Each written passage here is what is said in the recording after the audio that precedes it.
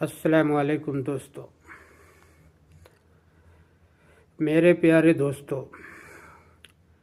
खुशी के मौके पर हम एक दूसरे को गिफ्ट देते हैं।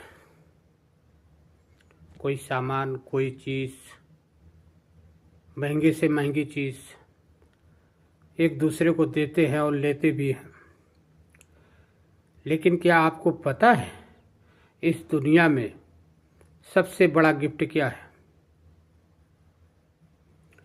सबसे बड़ा गिफ्ट आपका वक्त है।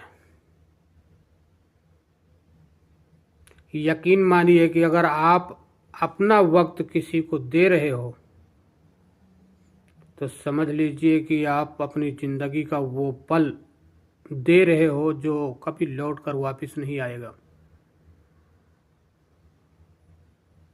मेरे प्यारे दोस्तों, अपने वक्त की कदर करो।